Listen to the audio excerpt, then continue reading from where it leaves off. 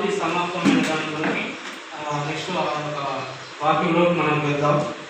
ఈనాడు మనం చూసుకున్నట్లయితే ఈ దినము ప్రపంచ యావత్తు కూడా యేసుక్రీస్తు వారి యొక్క బలియాగాన్ని మరణాన్ని కూడా జరుపుకునే ఏకైక దినం ఏదంటే ఇది ఒక గుడ్ ఫ్రైడే దినం.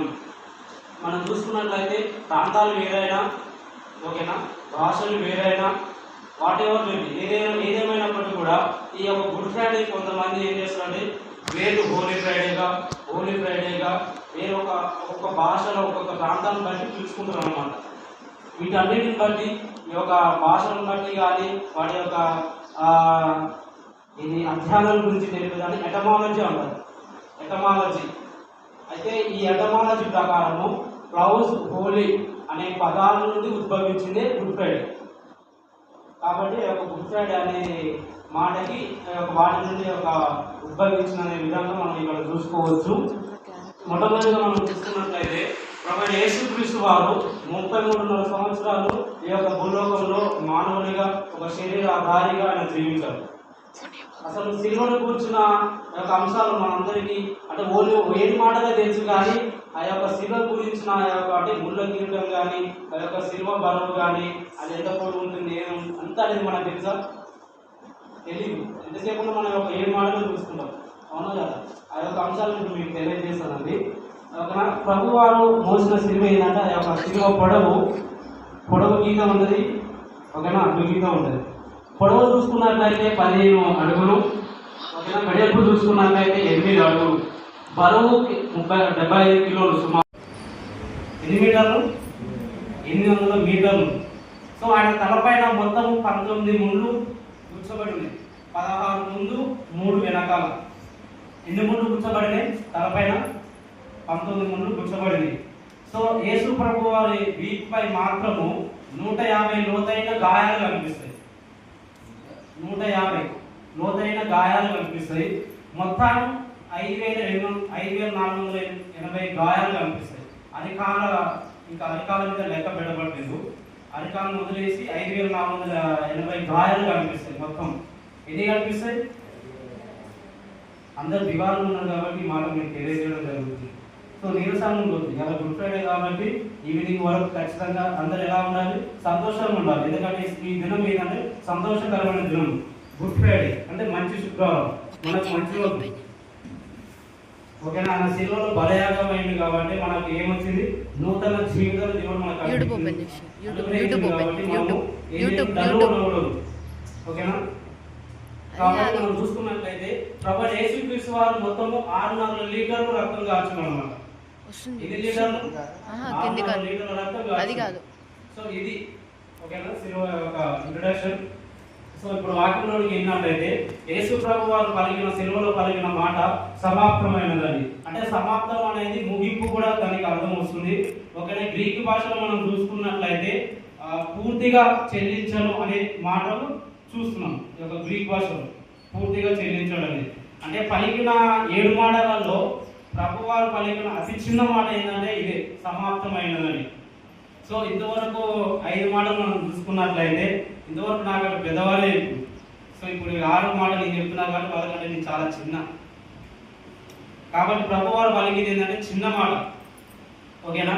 మనం ఇంకా చూసుకున్నట్లయితే ప్రభు శిలువలో 6 మాటలు మాట్లాడినట్టుగా మనం చూస్తున్నాం. ఆయన 3 విషయాలు కనిపిస్తాయి అందులో. ఒకటి ముగించినట్టుగా, రెండవది విజయాన్ని ఇచ్చినట్టుగా, మూడవది సంతోషాన్ని తెలియపరిచే విధంగా అక్కడ కనిపిస్తుంది. అంటే సంతోషం ఏంటిది అంటే ప్రారంభంలో మనం చూసుకున్నట్లయితే ఆయన అప్పగించినప్పుడు కానివ్వండి, ఆయన కొట్టేటప్పుడు కావచ్చు, ఆయన మోసుకొని పోయేటప్పుడు కావచ్చు, పలు విధాలుగా చూసినప్పుడు బాధ అనిపిస్తుంది. ప్రారంభంలో బాధ కలిగింది, కానీ ముగింపుకు వచ్చేసరికి సంతోషం కలిగింది. సో మనం కూడా ఏదైనా పని అప్పగించిన తర్వాత దాన్ని పూర్తి చేసిన తర్వాత మనకి ఏమనిపిస్తుంది? సంతోషం అనిపిస్తుంది. ప్రజలు నాకు ఒక 10 లక్షలు అప్పు ఉంది అనుకోండి, అప్పు పూర్తయినాక ఎట్లా అనిపిస్తుంది? సంతోషం అనిపిస్తుంది. అవసరమైతే ఎగిరి గంతులేసం కూడా. అంటే ఎవరి స్తోమత తగ్గట్టు వారికి ఆ యొక్క పనులన్నింటినీ పూర్తయినాక సంతోషం అనేది ఎక్కడ కనిపిస్తుంది? మనకి ముఖంలో అనేది మనకు కనిపిస్తుంది, అవునా కదా. అక్కడ ఆ విషయాలు మనం చూస్తున్నాం. ఇంకో విషయం ఏంటంటే అసలు సమాప్తమైనది అని ఏ విషయాల్లో సమాప్తమైనది అని ప్రభు వారు తెలియజేస్తారంటే చాలా మాటలు ఉంటాయి, కానీ సమయం లేదు కాబట్టి నేను ఒక 5 మాటలు చెప్పి నేను ముగిస్తానండి. మొట్టమొదటిగా మనం చూసినట్లయితే ఆ తండ్రి తనకు అప్పగించిన పనిని పూర్తి చేశాడు, అంటే సంపూర్ణంగా చేసి సమాప్తమైనదని తెలియజేశాడు. మనం చూసుకున్నట్లయితే యోహాను సువార్త 4వ అధ్యాయం 34వ వచనంలో, అదేవిధంగా యోహాను సువార్త 17వ అధ్యాయం 4వ వచనంలో అక్కడ చూసుకున్నట్లయితే తండ్రి ఏదైతే పని అప్పగించాడో కేవలం ఆ పని మీదనే ప్రభు వారు ఈ లోకంలోకి వచ్చినట్లుగా అక్కడ తెలియజేయడం జరుగుతుంది. అంటే ఆనాడు ప్రారంభ దినాలు, అంటే పాత నిబంధనలు మనం చూసుకున్నట్లయితే ప్రారంభ దినం ఎవరితో ప్రారంభించారు? ఆదాము హవ్వ. వాళ్ళు పరిశుద్ధంగా సృష్టించబడ్డారు, కానీ ఒక పాపం వల్ల ఏం కోల్పోయారు? పరిశుద్ధత కోల్పోయారు. ఆ కోల్పోయిన పరిశుద్ధతని వెతికి రక్షించడానికి, మరలా ఆ పరిశుద్ధతని దయచేయడానికి ప్రభువారు ఈ లోకంలోనికి వచ్చాడనే విధంగా మనం చూస్తున్నాం. ఏమంటాడు? వాక్యం తెలియజేస్తుంది కదా, నశించిపోయిన దాన్ని వెతికి రక్షించడానికి ఈ లోకంలోకి వచ్చాడన్నమాట మన వాక్యం చూస్తూనే ఉంటాం. కాబట్టి ఆ విధంగా కోల్పోయిన పరిశుద్ధతని వెతికి రక్షించడానికి, అదే పరిశుద్ధతని తిరిగి ఇవ్వడానికి ప్రభువైన యేసుక్రీస్తు వారు ఈ భూలోకానికి వచ్చి అన్ని సక్రమంగా చేసి సంపూర్తి, అంటే సమాప్తమైనదనే విధంగా తెలియజేశాడనేది అక్కడ మనకు కనిపిస్తుంది. రెండోదిగా మనం చూసుకున్నట్లయితే బలులను సమాప్తం చేస్తాడు. ఏంటి బలులు? పాత నిబంధనలు మనం చూస్తాం, హేబేలు నుండి బలులు ప్రారంభమవుతాయి. ఎక్కడి నుండి? హేబేలు నుండి బలులు ప్రారంభమవుతాయి. కానీ దేవాది దేవుడు తను సిలువలో రక్తం కాచు, అంటే బలి అర్పించిన తర్వాత మనం ఇక బలులు అర్పించాల్సిన అవసరం లేదు. కాబట్టి బలులను సమాప్తం చేశాడు. ఎక్కడ ఉంటుంది అంటే 1 యోహాను 3వ అధ్యాయము 5వ వచనంలో ఉంటుంది.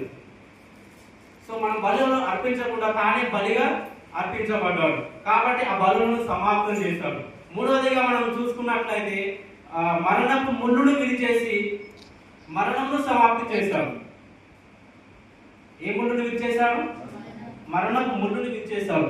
1 కొరింథీ 15వ అధ్యాయము 55వ వచనంలో కనిపిస్తుంటదండి. ఓ మరణమా నీ ముళ్ళు ఎక్కడ? 55వ వచనం, 1 కొరింథీ 15వ అధ్యాయము 55వ వచనంలో అక్కడ మనకు కనిపిస్తుంది. అంటే క్రీస్తుని విశ్వసించిన వారికి, క్రీస్తునందు ఉన్న వారికి ఏముంటది? మరలా పునరుద్ధానం ఉంటుంది, మరణం అనేది ఉండదు. అంటే మరణిస్తారా అంటే క్రీస్తుని విశ్వసించిన వారు కూడా మరణిస్తారు, కానీ మనకి ఏముంటుంది? తిరిగి పునరుద్ధానం ఉంటుంది. అంటే ఎట్లా అంటే, ఫర్ ఎగ్జాంపుల్ ఒక తండ్రి ఉన్నాడు, ఒక కుమారుడు ఉన్నాడు. ఒక తండ్రి ఒక కుమారుడిని ఆడిపిస్తున్నాడు, అంటే కుమారుడు చిన్నవాడు బయటకు అలా ఆడిపిస్తూ ఉన్నప్పుడు ఒక కందిరీగా వచ్చి ఆ కుమారుడు కొడుతూ ఉంటుంది. అయితే ఆ పిల్లవాడు చాలా భయపడిపోతాడు. అదే కందిరి నన్ను వచ్చి కుడుతుంది కదా అని చెప్పి పిల్లవాళ్ళకి భయం ఉండదా? వాస్తవానికి ఒక విధాలు చెప్పాలంటే పెద్దవాళ్ళకే భయం. ఒక తేడా మీద ఒక రాయి చూడండి, ఓ పరుగు ఉండదు ఇక దాని దర్దాపులో కూడా మనం ఉండవు. ఆ విధంగా పిల్లవాడిని కొడుతున్నప్పుడు పిల్లవాడు చాలా భయపడుతున్న ఆ పిల్లవాడిని చూసి తండ్రి వచ్చి ఏం చేసినట్టే కుడుతున్న ఆ కందిరేకు చేయి అడ్డం పెట్టాడు. సో పిల్లవాడిని కుట్టాల్సిన ఆ కందిరేక తండ్రిని కుట్టింది. తండ్రి ఏం చేసాడు? అబ్బా అని అరిచి, ఓకేనా, ఆ కందిరికతో కుడిపించుకున్న తర్వాత ఏం చేసిండు? మళ్ళీ అదే కందిరిగా మళ్ళీ కుట్టడానికి వస్తుంది బాబుని.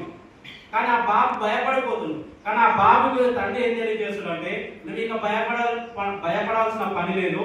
నా శరీరంలో ఆ యొక్క ముళ్ళు విరిగిపోయింది, ఆ యొక్క విషము విరిగిపోయింది, కరిగిపోయింది. అదే విధంగా ఆ పిల్లవాడికి ధైర్యం చెప్తున్నాడు అనమాట. ఓకేనా. ఆ పిల్లవాడు ఏం చేస్తాడంటే తండ్రి మాటలు విన్న తర్వాత ఎగిరి గంతులేసి, అంతసేపు భయపడిన వ్యక్తి ఆ కందిలో ఈగలు పట్టుకొని ఒకటే తిప్పుతున్నాడు. ఇక అంటే భయం అనేది ఏమైంది? పోయింది. ఎందుకంటే ఆల్రెడీ ఆ ముళ్ళు విరిగిపోయింది, విషం అనేది విరుగుడు అయిపోయింది, కాబట్టి ఆ భయం అనేది పోయింది.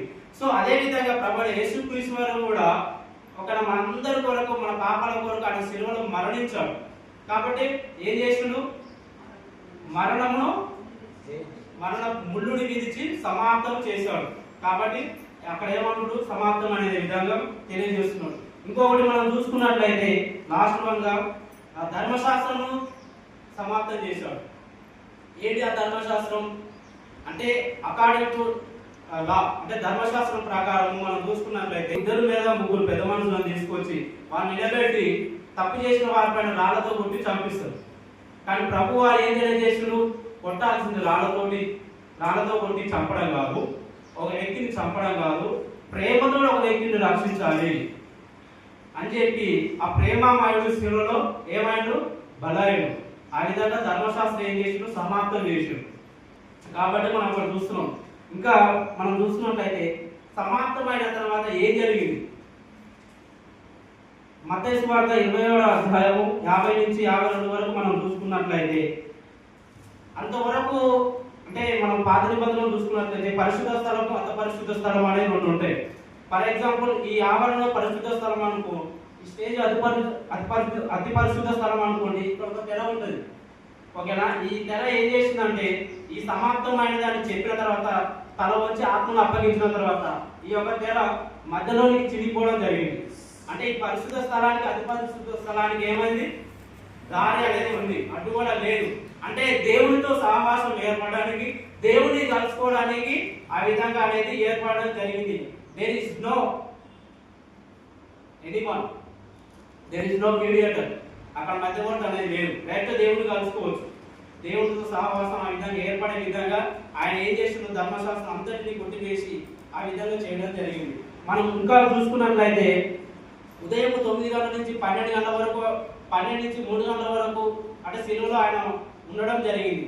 మనం ఉదయం 9 గంటల నుంచి 12 గంటల వరకు మనం చూసుకున్నట్లయితే అలా మనుషుల చేతికి, దుర్మార్గుల చేతికి, ఈ లోకపు అధికారుల చేతికి, మనుషుల చేతికి ఆయన తను తాను అప్పగించుకున్నాడు.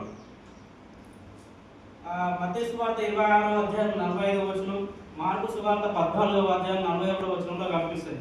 అదేవిధంగా 12 నుంచి 3 వరకు మనం చూసుకున్నట్లయితే అంత చీకటి అంటే అంధకార సమయం, అంటే చీకటి శక్తులతో ఆయన పోరాడుతున్నాడు. ఎందుకు పోరాడుతున్నాడు? మన యొక్క పాపముల కొరకు ఆయన మీద మోపబడినప్పుడు మనల్ని ఆ పాపం నుండి విడిపించడానికే వాటన్నిటిని చీకటి శక్తులు అన్నిటితో ఆయన దాదాపు 12 నుంచి 3 గంటల వరకు పోరాడుతున్నాడు.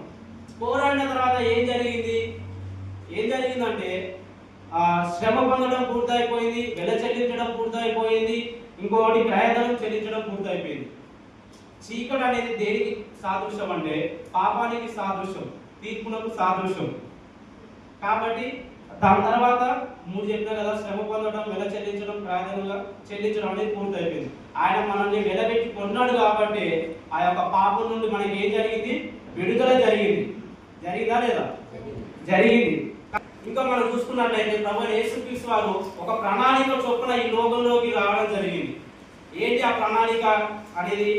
లూకాసు సువార్త 4వ అధ్యాయం 16 నుంచి 19 వరకు మనం చూసుకున్నట్లయితే అక్కడ ఒక 5 అంశాలు కనిపిస్తాయి.